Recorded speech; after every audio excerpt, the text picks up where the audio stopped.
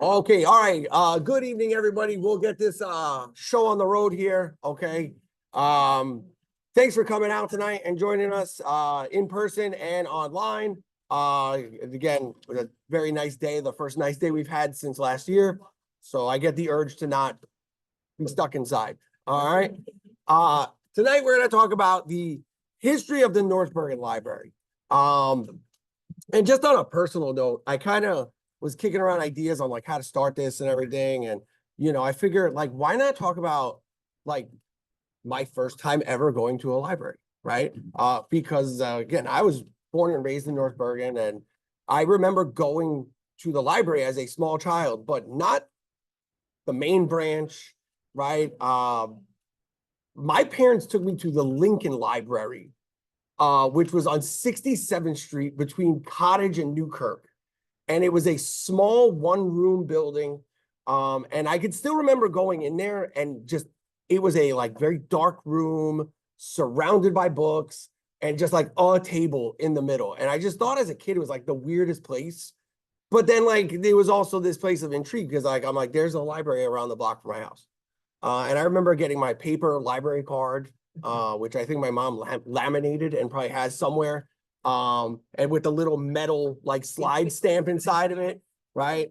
Yes, I'm much older than I look. I still have a lot of everybody thinks I'm very young, but I'm not that young. All right, but again, like I remember going to that library with my mom and getting my library card and being able to go there and check out books. And it was just this place of intrigue, and I've always just had this fascination with that building. So doing this is actually a lot of fun and kind of timelining the history of the library, especially because most of us who have lived in this town for a long time, right? We kind of assume the library started when it moved, like when it opened up on Bergline Avenue and then moved like a couple blocks up, right? Most of us assume that's the library. That's where the start is, and there was nothing before. However, there's a really long history of like wanting libraries in this town. So we will kind of walk through the whole history of that. And then we'll get up to as close to today as possible without, you know, stealing too much of the library's thunder here. Again, someone once told me the best way to also start things is use other people's words because they say things a lot better. So this is going to come from Henry Ward Beecher, who was a social reformer of the late 19th century, was a big push for education in urban areas. And he says a library is not a luxury, but one of the necessities of life. And again, I think we can all agree, right, that the library in North Bergen, the library in general, just represents this kind of place that people want to be around and people want to be part of for the access to information, the access to community. All right. And I think there's just a lot that public libraries have to offer us, which again, is something we will go into now.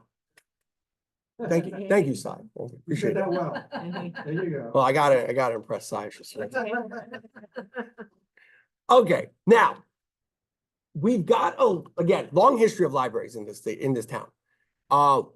Originally, when the town is settled, and these are no in particular year order or anything, they're just in volume order.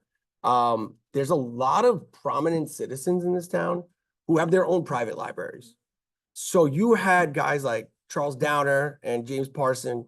They had a 600 volume library, and we're talking like in the 1800s. So like, we're not talking like, yeah, we're not talking recent times. We're talking like where books were like expensive, right? And yeah, it's a luxury item at this point. And again, the amount of people that are here, like we could see Isaac Cozens, he's a chemist that lived in town. He had 700 books. Reverend William Van Vracken Mavone, right? I'm sure the folks at Grove Church would be very mad at the way I massacred their name. He had a library of 900 books, which would have been available for church members where the current day Grove Church is. All right. Abraham Ryder, who was a town commissioner, 1,100 titles. William P. Wright, who was a cotton trader, his home would have been where the Columbia Park shopping center is today. He had 1,700 volumes in his personal collection. And then you had Charles Sith and Xavier Stoppel. We couldn't find an exact number, but their whole collection was German language books. Okay, so the library is a big deal here. So again, we're talking like 19th century, right? We're talking like, going into the 1900s. And again, there is an educated population here. Yet the rest of the population, not to say they were not educated, they wanted an education, which will lead us to the first attempt at a public library in the town, which, like, again, pretty shocking, like comes in 1927. Okay, so just for historical timelines here, we're talking like World War I happens. And we're still like 10 years after, like trying to get a library off the ground here.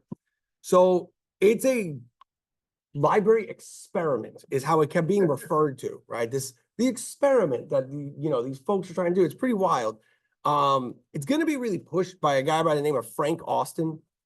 He is going to be the vice president of the First National Bank of North Bergen. The building is still there today. I highly suggest checking it out for architectural purposes. It's a beautiful building. But it's a laundromat today. But it's at 908 Tunnelly Avenue by Six Corners. Again, as I tell everybody, it's where you pay your parking tickets. It's the old bank-looking building at the intersection there. That's a laundromat. It's a laundromat, yeah. They will name it after Elmer Ephraim Elmsworthy, who is a Union officer. He was a very high-profile casualty during the Civil War. So there's actually a lot of stuff named after him, especially in this area. You'll have a library in North Bergen. You have a park in Union City named after him, still bears his name today. There was a couple of streets that have been changed over to numbers that were named for him. So he was a pretty big deal.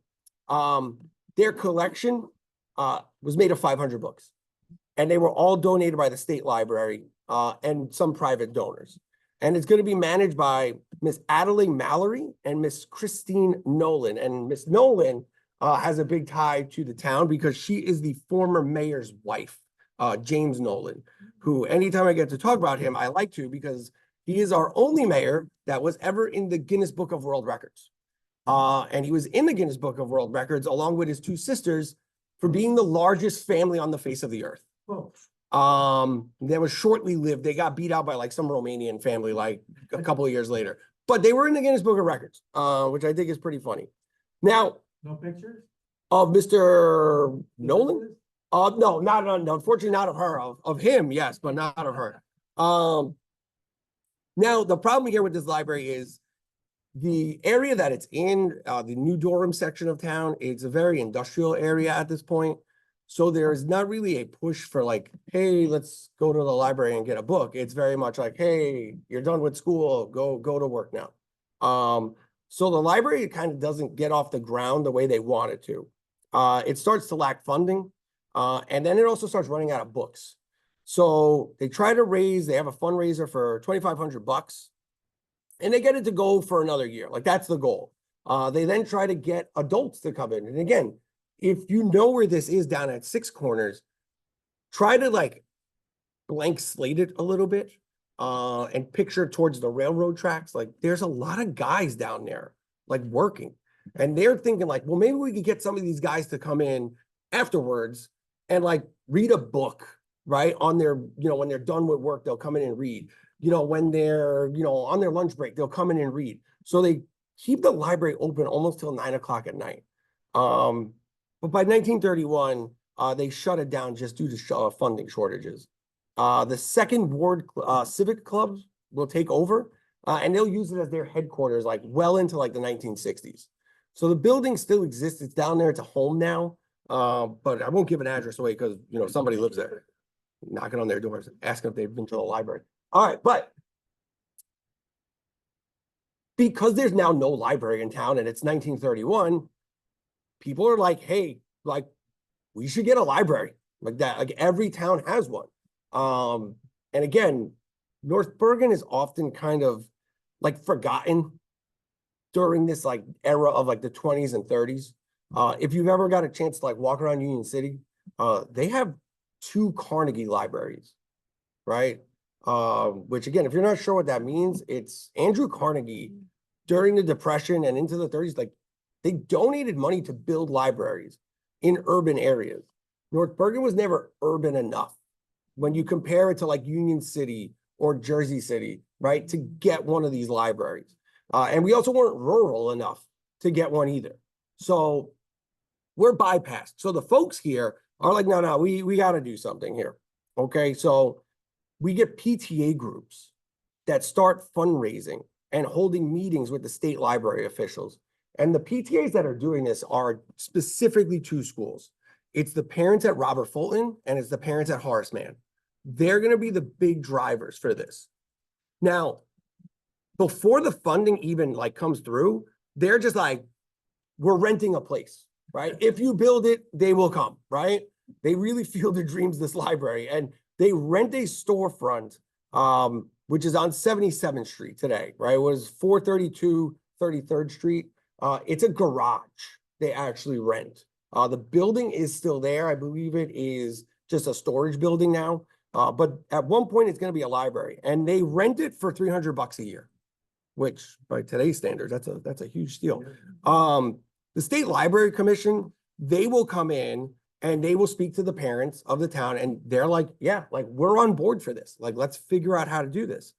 Mr. John Cowler, excuse me, and Miss Emma Heft, they will lead efforts. And the way they do the fundraising, I thought like the advertisements were really funny, like, because they took out all these like little ads in the Jersey Journal, and it was like, hey, we're gonna have a play, and all the ticket sale proceeds will go to the library.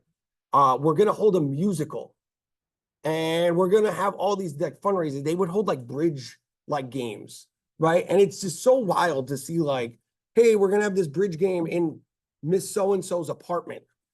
And you're like, how many people showed up? Like, what was the buy-in for this? But the best one was when they held the Ye Old Time concert. To really harken back to those days of yore in 1930. But there was, again, the benefit bridge party raised more funds. Bookshelves were actually built in Robert Fulton for the building by their industrial arts class. Yeah, I'd say it's pretty wild today. Again, when you think about like, just the way education has shifted, right? That we used to have kids building bookshelves at one point. Once they got the bookshelves in, they were like, there's nowhere to sit. So they opened up and they were like, hey, could people donate chairs, please? And people donated chairs. So none of the chairs in the library matched at first, which again was noted in several different articles. Right. And I'd like, why they kept bringing it up, I don't know, but they're just like, the chairs don't match. And it's like, oh, okay. When all said and done, they'd have about 2,600 books to serve the 40,000 residents of this town. Now, the first librarian, right, the first official librarian the town will hire is John Cowler's wife, Miss Rose Cowler, and she'll be appointed April 1st of 1936. And she will be the only librarian in the town for like 10 years, which is a pretty impressive thing. She held down the fort. Now, they expand the library, right? In 1940, they moved to a location on 76th and Bergen Line Avenue. Then in 1949, they move up a little more. They moved to 78th and Bergen Line. Miss Margaret Northrup is hired, right? She will be the first full-time employee. And then she'll become the first reference librarian that the town has. And then there's a referendum on what to do with the library. And this will lead us more into kind of the library we all know today, right? So there's an election held in November of 1950, and they put the question to the town. They say, should we fund the library? Should we use tax dollars to fund the library? And 4,000, about 5,000 people will come out and vote for yes. And then there's 2,000 people who just clearly don't like reading. All right, that will vote no. The library at this point in 1950 now has just shy of 20,000 books in their collection and a $5,000 budget for the year. And they're servicing 41,000 residents at this point, right? Rose Crowler, she will stress countless times that they need better facilities. Right, she is really going to be the driving force to get an actual library. And here's her reasonings why. She wants a library to fight juvenile delinquency. And then she also wants a library as a cultural center for the town. And her motto was, through good books, great men talk to us.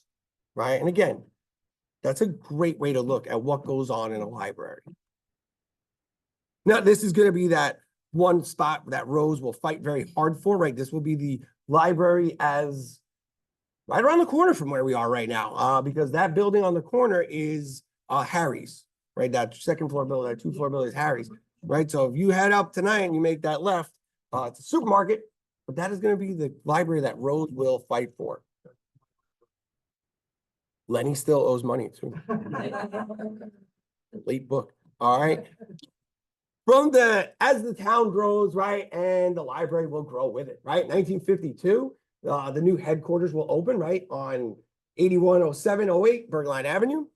We will get a bookmobile in 1958, right? I have very fond memories of the blue bookmobile pulling up to my school as a kid, right? And the bookmobile, which this again, crazy stat to me. I never didn't even know this, never even thought about it. It held up to 2,000 books, which is pretty wild to think like effectively a bread truck held 2,000 books. In 1958, there's an agreement to provide the library services to our friendly neighbors, Guttenberg, and we will give them about $1,000 a year, all right, in funding. In 64, we get top of the line technology. Photocopiers come into the library, air conditioning, and heating is installed. So make sure you appreciate the heating sometime, Chelsea. All right.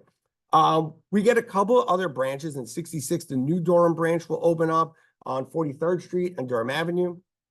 And again, there's all like these little satellite things all over, the little satellite libraries all over the place, usually by schools and churches.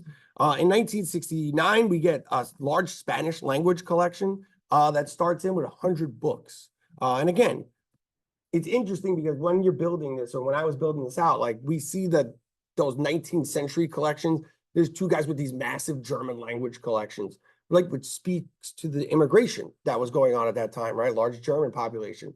Flash forward, 70 odd years, 80 years. Now we see the transition, right? Another wave of immigrants are coming in and calling home to North Bergen, right? So we have to, cater to our new population. In 75, we get the card catalog reorganized into author, title, and subject categories. I would not want to be the person who had to do that. And then in 1979, we got another brand new bookmobile purchase. So again, we are moving. In 1985, the library will relocate to its permanent home, right? Better known as the main branch of the library today. All right, the one we all go to, and I regale you with town history, usually from that one.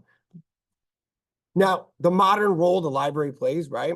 It's evolved, okay? It's a dynamic community hub, all right? It offers a wide array of services, resources, all to meet these diverse needs of the patrons, right?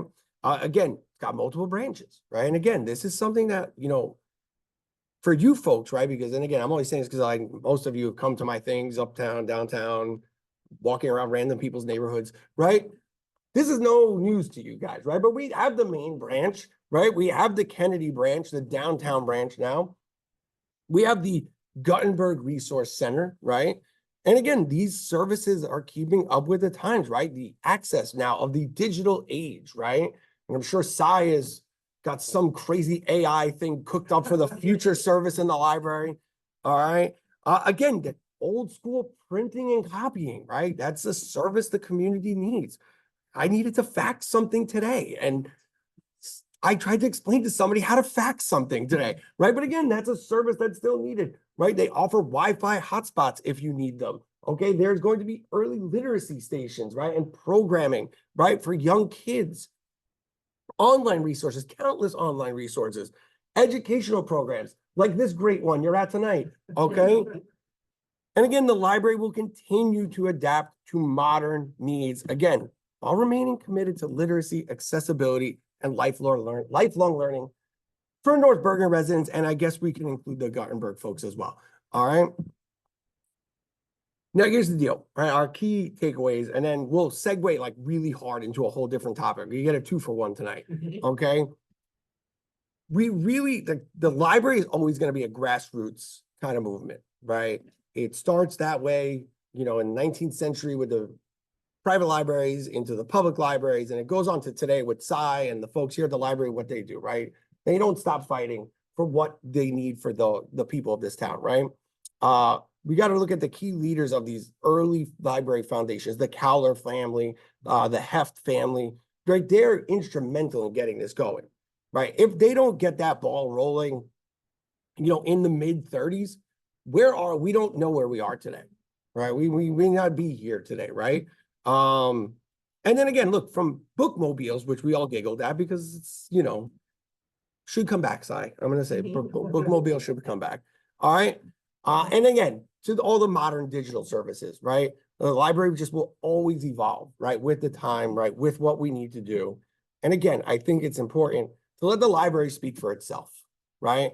The mission of the North Bergen Free Public Library is to inspire lifelong learning, advance knowledge, and strengthen our diverse community with the variety of print and electronic resources, programs, knowledgeable staff, timely service, and state-of-the-art technology within a warm, user-friendly environment. And like I said at the beginning, other people usually say it better than myself. So that is what I have for you guys on the library. I will gladly take questions if you have any on the library. Shoot. Whatever happened with, I guess, satellite branch over at 43rd and Dark? Sure. So once they open up the main branch, all the satellite branches closed. The books then went one of two places. They either went to the main branch or they went into the closest school library. So I'm assuming there might be one or two books floating around in a school library from those old branches. Now, how many are left? Who knows, right? You probably got a librarian or a media specialist there that has found one and probably has tucked it away somewhere, right? I'm not sure. Chelsea's smiling, which means she's probably got a book returned to her from like 1912.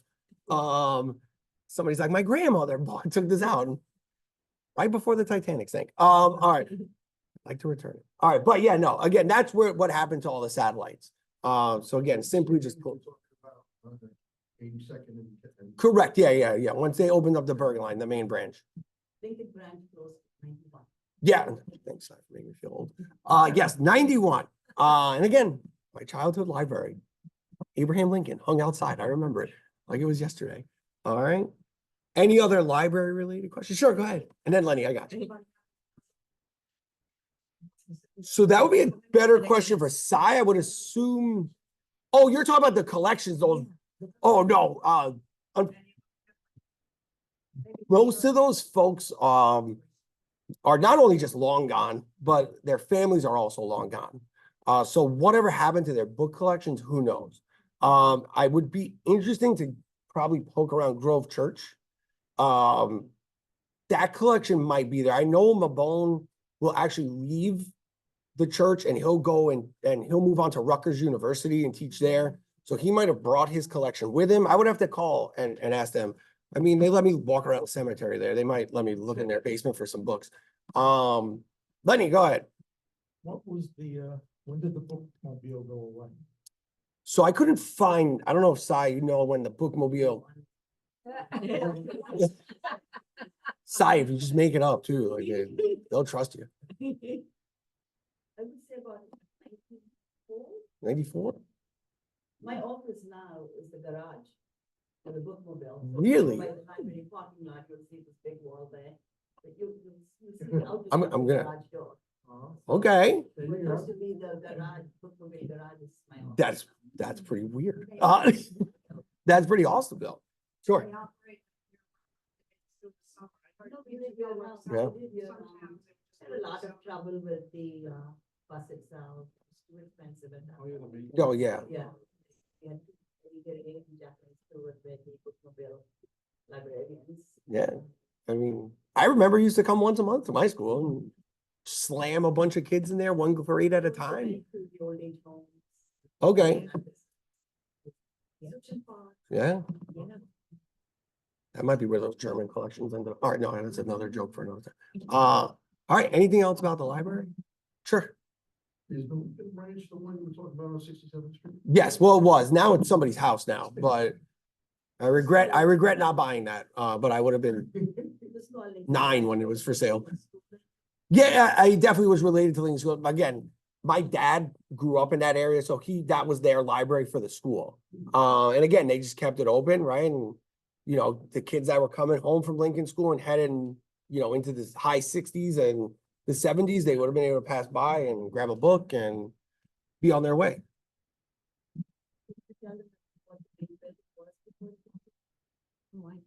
Go ahead. It was the AMP. Yeah, it was an AMP. Which, Mayor always says an interesting story as to how they were out with contractors, the contractors backed out due to an union fight or something like that. And they got volunteers from the town to come and paint and fix and. oh, get the There you go. there you go. Can I add that in? I didn't see that. Jersey Journal didn't cover that. I have heard that there's a stream that runs under the main library and it goes into the, does it go into the lake? There's a stream that, we built on the stream. Yeah, It's not on the stream. Is there still water going through? I believe it is. the water from the water fountains. We get water in the basement and that's why we are partially. Yeah.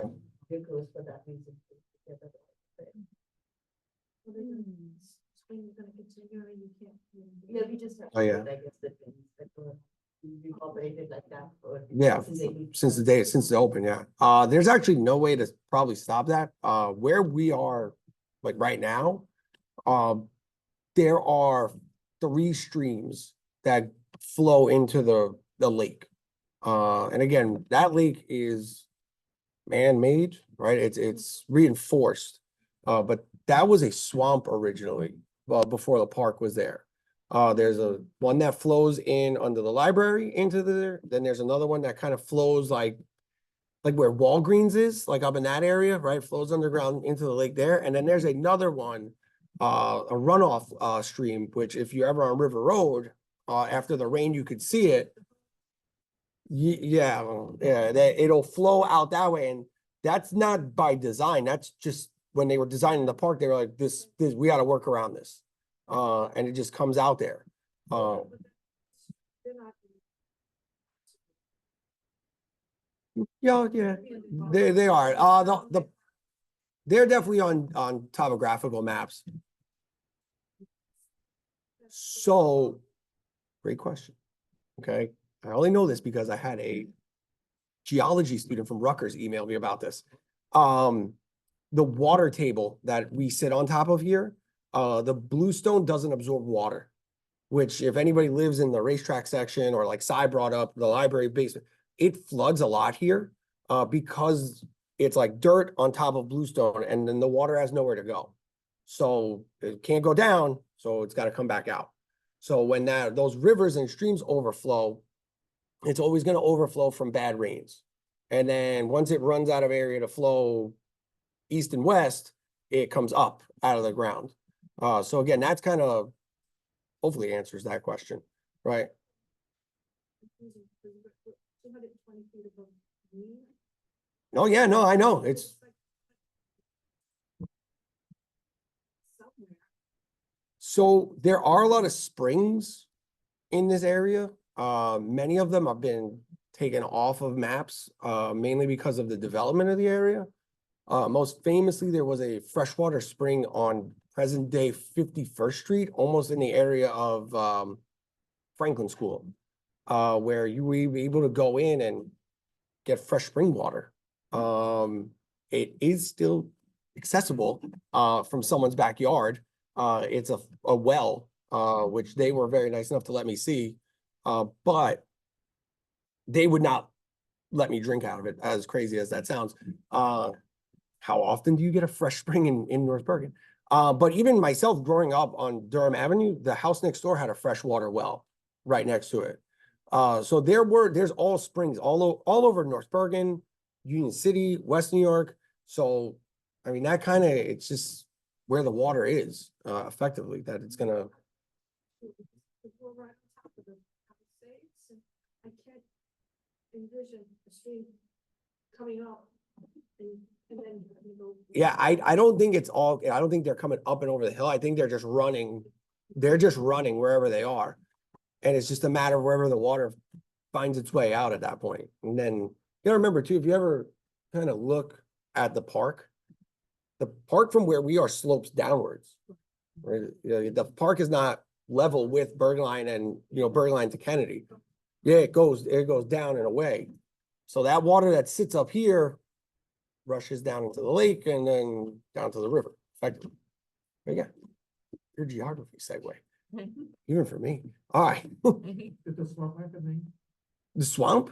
The only time they would just call it the Ward. Most of the time it's referred to as the Ward property, because the Ward family owned that half of the park. Well, the park before it was the park. But other than that, no, there's no name for it or anything like that. Sure. The books that were in the original private collection. Yeah. Now, the one family you said had German books. I was just curious, what type of books did the other families have? And like, were there any famous authors dating back to? So we don't get that much information about them. There's kind of like an article like from like 1880 written about all these libraries that are in town. And then there's also referencing like the West New York libraries and, the Union City Library or Union Hill and West Hoboken libraries. And it's really just kind of like almost written like a real estate article. Like, hey, look, come here. There's smart people. Like, move here. There's education. It's collection. Right. So they're trying to showcase like there's people here that are they're trying to better, society. And again, in the 1880s, it's the whole urban renewal movements and people are fleeing New York City for, the country, as this area was referred to, because, we had trees. But so yeah, I don't know if I mean what's in them would probably be based on what they did for a profession.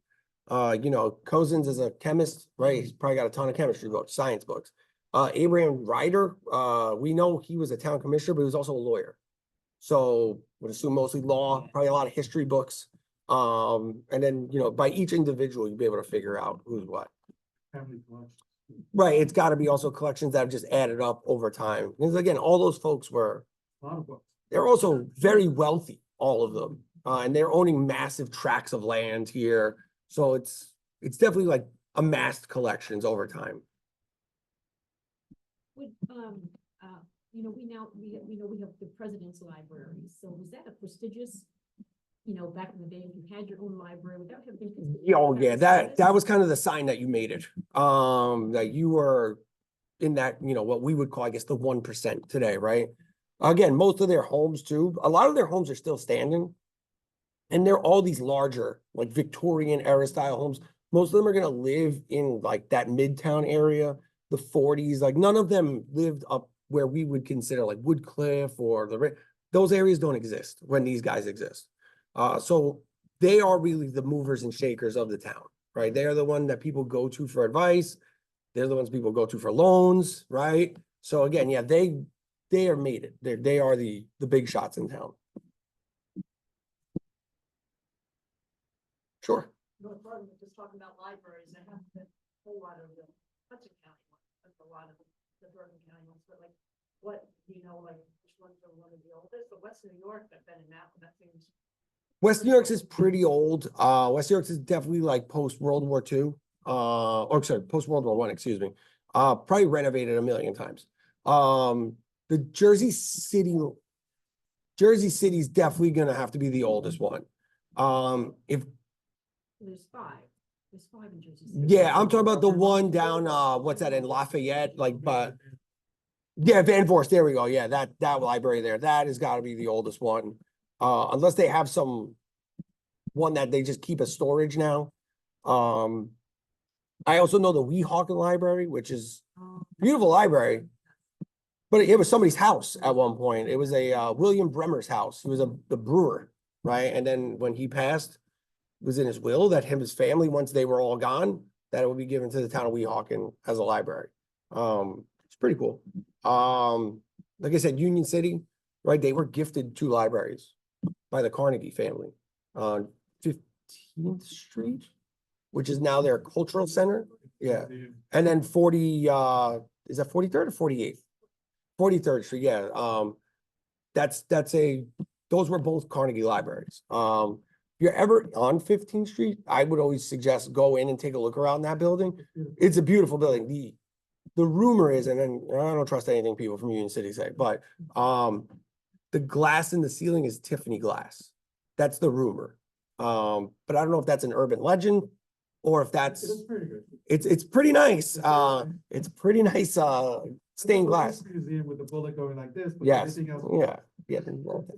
Uh, they don't have fine historical societies like this town does. All right, Yeah, that's going up, yes. Nice. yep. All right, any other library questions? When is the, you want to go? That's not in my, that's above my pay grade. That's not his- That's yeah. future prediction, Lenny, and I don't dabble in that. Still up for bid, and, he's saying about a year, so. Yeah. All the repairs and different stuff. That's where I went tonight. I thought it was. Oh. What they find. What they find. Yeah, Chelsea emailed me. She's like, not the actual library. I was like, all right.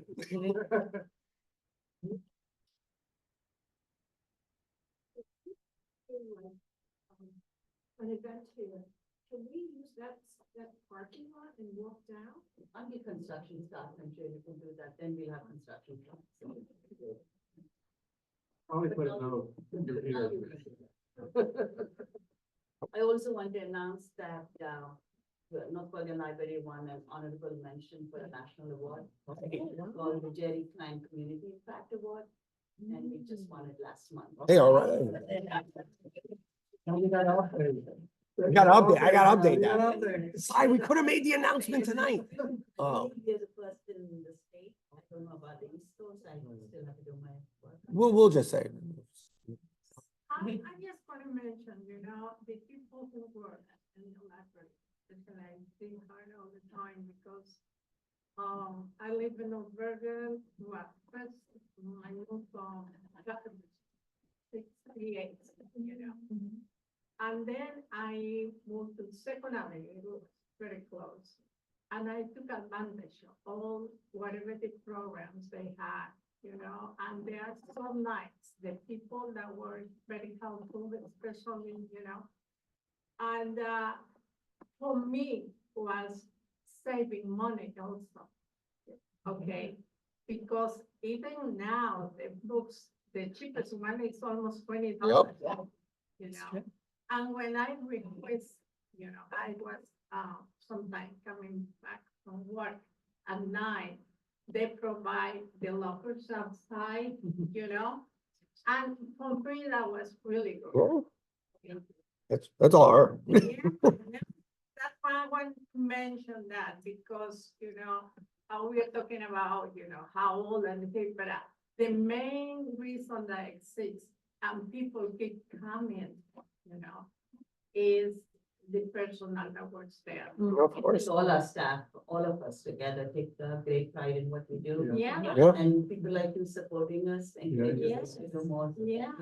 No, you deserve it, and every time, for instance, the guys that who were sitting over there, they know me, because all the time it's great. We also won the New York Times, the very first New York Times librarian award You just was given to our library. Update that. Keep me updated. Keep feel like we updated. need like some banners, like hanging up, like championship banners. I think that needs to happen. 2002. Okay. October 2002. See, keep it. Keep them coming. Keep 'em coming. They could do a plaque or, Yeah. so you're gonna have a wall with all these things? You have it, I have it. Yeah. all for the others. So we can all. Yeah, exactly, that. Good things. We know libraries are they're under attack right now. So I'll say it this way, let us know if you get under attack by somebody or something. How dare. So life is very short and you read it in the papers, there are a lot of stuff. So as you protect us, let us know how we can protect Yeah. you. That's what I can say it without saying, what. Yeah, Yeah. thank you, I understand. I know New Jersey has passed a law to protect libraries and librarians. Mhm. Yeah. But let us know because you never know, Thank you. but we don't know. You don't have to be politically correct with us. That's the most. The other thing that I was wondering, because if you're gonna have this more grand opening Yeah.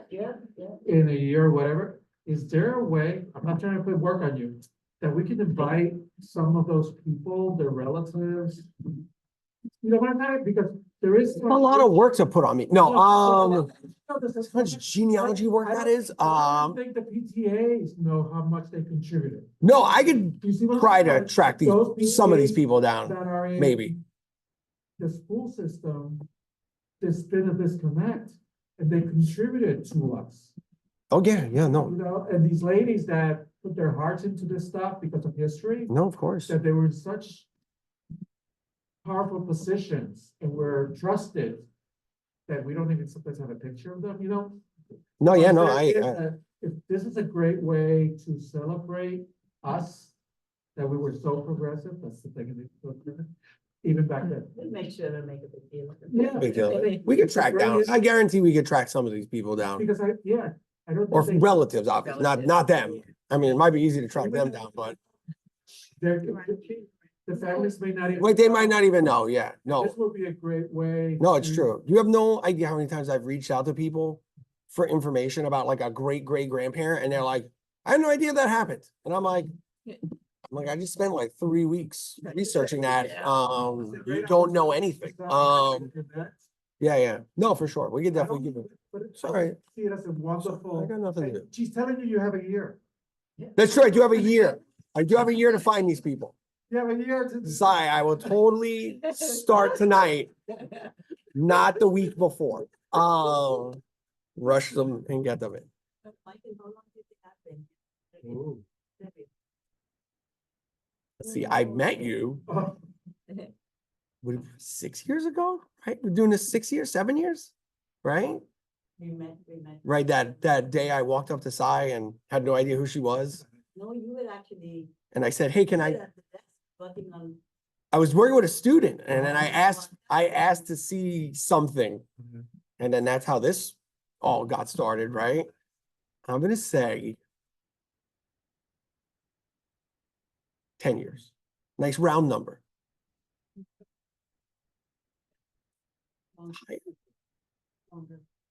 Maybe 20, I want to say 20, 23. I feel like I'm in an auction. Yeah.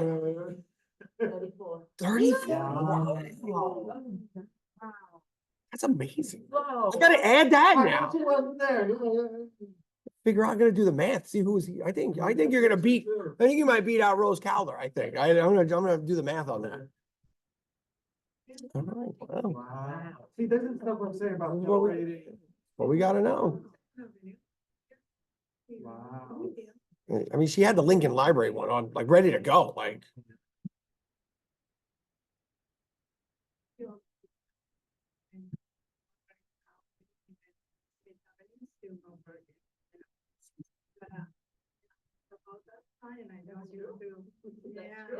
Well, thank you for the library part.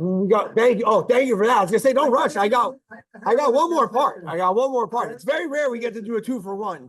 Usually I do one and then there's 5,000 questions about 5,000 other topics. All right, but I'm gonna try to keep some control here. Now, I walked in, I told Cy this, I told Chelsea this. I've never been in this building before.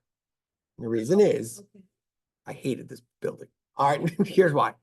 When the VFW was here, they sponsored a Little League baseball team Oh, and they were very good. And all you ever heard in this town was how good the McDowell kids were. Oh, the McDowell kids. Oh, the McDowell kids. Oh, the McDowell kids. So I was like, not the bar. no, not the bar. It was also a joke I made and found out there's no bar here anymore. But if there was, this be my kind of library. All right, but I always heard about these McDowell kids. I'm like, oh, damn McDowell kids. All right, but this building was named after somebody prior to it being a library. This is the Edward McDowell VFW Post 2456, I believe. So again, I'm if you haven't noticed, I'm a bit of a nerd. And when there's a name on a building, I want to know who that person is. So did some digging and it was a little easy because clearly he's involved in the military. So Edward McDowell is actually going to be a casualty during World War I. Sorry, no, it's like a weird damper here, but I just feel like I couldn't talk about him. McDowell's born in New York City. He will come over here as a small child, spends most of his life in North Bergen. He will work as a laborer for a gentleman named Mr. Dam, which is a lumber yard. So by all means, he's a big guy, Ed McDowell. He will register for the draft. On his own, he will sign up in June of 1917. He will be inducted into service in April of 1918. At first, he's part of the 153rd Depot Division. So he's a laborer, right? He's a guy who's moving material around. And then he will be transferred to the 309th Infantry, specifically Company C. He will hit the rank of a private. He arrives in France in May of 1918. And he will be reported missing on October 20th of 1918 at the Battle of the Argonne Forest, which for any World War I history buffs, it's a bad battle. That's a big one. Oh yeah, we're talking gas, artillery, machine gun fire. We're talking the worst possible situation imaginable. He is later found, unfortunately, did not survive. He was found outside of the town of Mark, which is near Saint-Germain. And he is not in North Bergen. He is still in a final resting place over in France, at the Meuse-Argonne American Cemetery, which they were very nice. They helped me figure out what happened. There was a very big delay, obviously, but they were able to figure out what happened to him and tell me, what went down and everything like that. But I felt for here, we might as well tell the full circle of history.